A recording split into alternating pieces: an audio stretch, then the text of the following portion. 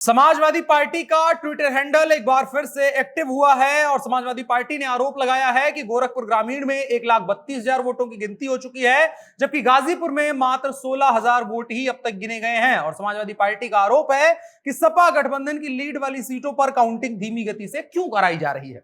चुनाव आयोग जवाब दे, ये समाजवादी पार्टी का ट्वीट है जिसमें आरोप है। मैंने ये सवाल अपने एक अनन्य मित्र से पूछा जो चुनाव काउंटिंग के एक्सपर्ट हैं और लगभग 3 बार पंचायती चुनाव में रात भर वोट काउंटिंग करवा चुके हैं और बूथ भी लूटने से कई बार बचाया है। उन्होंने बताया कि सपा गठबंधन की लीड वाली सीटों पर काउंटिंग गति धीमी इसलिए हो रही है ताकि कुछ देर तक सपा वाले इस बात की खुशी मना सके कि लीड चल रही है, क्योंकि अगर काउंटिंग तेज होगी तो झट से सपा पीछे हो जाएगी। और इसके लिए उन्होंने बाकायदा उदाहरण भी दिए। उन्होंने कहा जैसे कुंडा सीट पर अगर वहां पर धीरे धीरे काउंटिंग होती तो शुरुआत में जैसे गुलशन यादव को बढ़त मिली थी तो उसकी खुशी देर तक सपा मना सकती थी।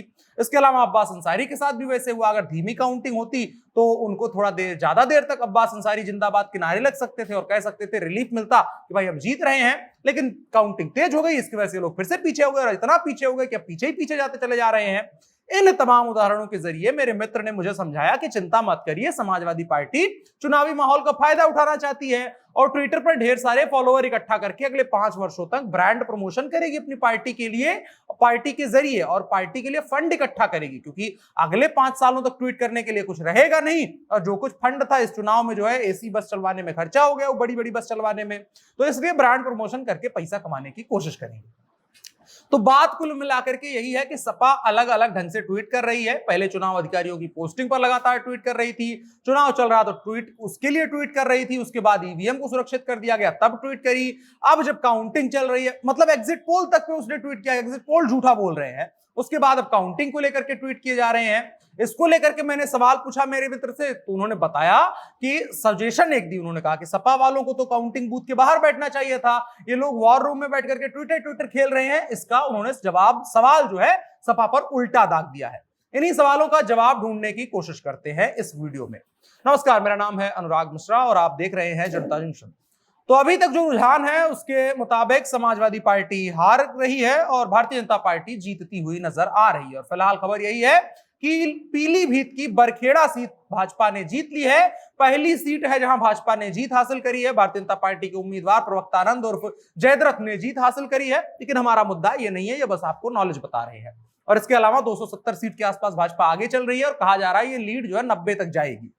हमारा मुद्दा यह है कि समाजवादी पार्टी के साथ समस्या क्या है ये समझें। और मुझे संदेह हो रहा है कि कहीं कार्यकर्ताओं की तरह समाजवादी पार्टी का जो टॉप ब्रेन है उसका ही किसी ने तो ब्रेन वॉश नहीं कर दिया है, क्योंकि समाजवादी पार्टी को सच में नहीं पता था कि उत्तर प्रदेश में उनके साथ क्या हो रहा है। और मुझे लग रहा है कि अखिलेश यादव 2017 की तरह एक बार फिर से जल्दी से एक प्रेस कॉन्फ्रेंस करेंगे और कहेंगे कि भाई भीड़ बहुत तो आ रहा हो, लेकिन वोट कहां चलोगे पता ना चलो। लेकिन मतलब मेरे लिए ये बात जो है अखिलेश यादव की नई नहीं है, क्योंकि बहुत सारे नेताओं की रैलियों में ऐसी भीड़ आती है लेकिन मामला बिगड़ जाता है, क्योंकि जो भीड़ आती है ना उसको 101, 251, 501, 1001 का जो है दान दक्षिणा लगता है, रेट अलग अलग होते हैं, तो इस तरीके से वो भीड़ आती है। खैर, हम बात कर रहे थे समाजवादी पार्टी के ट्विटर हैंडल की। समाजवादी पार्टी का एक ट्विटर हैंडल है जो समाजवादी पार्टी मीडिया के नाम से चलता है, वेरीफाइड भी है।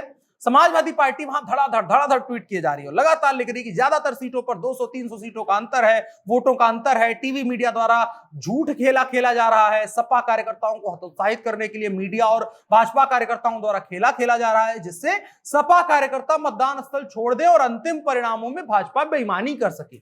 मतलब इतना जो है क्रिस्टोफर नोलन अपनी फिल्म का स्क्रिप्ट लिखने के लिए और खास करके इंसेप्शन बनाने के लिए नहीं फर्जी का इमेजिनेशन किए होंगे, जितना सपा का जो ट्विटर चलाने वाला आदमी 18-22 साल का लड़का वो जो है मतलब सोच करके इतना ट्वीट लिख रहा है। वैसे इसी बीच में सपा के वॉर रूम से एक लड़के के इस्तीफा देने की खबरें आई हैं, उसका भी स्क्रीनशॉट अपनी स्क्रीन पर देख रहे होंगे। उसने बाकायदा 2 नामों को टैग किया और कहा है कि इन लोगों ने मेरा ब्रेन वॉश किया है, इसलिए मैं सपा में आ गया था, अब मैं इससे बाहर जा रहा हूं, इस्तीफा दे रहा हूं।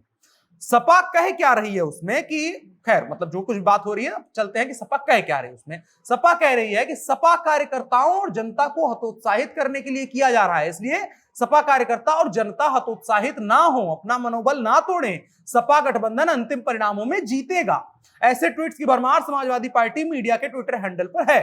लेकिन एक चीज बहुत अच्छी है कि समाजवादी पार्टी अब तक कुछ अच्छा स्वीकार नहीं कर रही थी, लेकिन आखिरी में एक चीज स्वीकार कर रही है कि उनके कार्यकर्ता हतोत्साहित हो गए हैं, उनका मनोबल टूट गया है, उनके गठबंधन के पास कोई उम्मीद नहीं बची है। समाजवादी पार्टी पहले कह रही थी कि मतगणना जैसे शुरू होगी तैसे से हम आगे रहेंगे और आखिरी तक जाएंगे और अखिलेश भैया की सरकार बनाएंगे। लेकिन अब समाजवादी पार्टी कह रही है हम अंतिम परिणामों तक जाएंगे, अंतिम में जीतेंगे। इस तरीके के दावे किए जा रहे हैं। आपकी कहानी बड़ी अविस्मरणीय कहानी मुझे याद आ रही है। आपने जब स्कूल में परीक्षा दी होगी तो देखा होगा, एक बच्चा होता है जो पूरे साल मेहनत नहीं करता है, बंक मारता है क्लास का, लेकिन जब परीक्षा होती है तो परीक्षा के शुरू में कुछ नहीं लिखता है, बंगले ताकते रहता है इधर उधर, मतलब दाएं बाएं ऐसे ताकता रहता है। लेकिन जैसे ही परीक्षा के आखिरी आधे घंटे बचते हैं, उस दौरान उसकी कलम में अचानक से जादू आ जाता है और बिना कुछ देखे सुने समझे वो कॉपी पर लिखने लगता है। और जब आखिरी घंटी बजती है तो मास्टर साहब जब कॉपी जमा करने आते हैं तो लड़का चिल्लाने लगता है कि सर सर बस एक आंसर रह गया है। लेकिन अब चूंकि कानून यही कि मास्टर साहब को कॉपी जमा करनी पड़ेगी, नियम यही है, तो कॉपी जमा हो जाती है। तो लड़का जब बाहर आ जाता है तो तमाम टैलेंटेड लोग जहां पे सवाल जवाब का आंसर कर रहे होते हैं वहां जाके ऐसे एकदम गंभीर मुद्रा में कहता है मास्टर साहब ने कॉपी जमा कर ली, नहीं तो इस बार हम टॉप कर गए होते। कुछ यही मतलब की हालत समाजवादी पार्टी के साथ भी है, मतलब यही समाजवादी पार्टी की हालत नजर आ रही है। और इस तमाम बातचीत की कोशिश जो है, तमाम जो बातचीत की जा रही है उसकी कोशिश यही है कि झूठ का एजेंडा तोड़ा जाए, क्योंकि समाजवादी पार्टी या किसी पार्टी से किसी को समस्या नहीं होती है, खास करके पत्रकार को।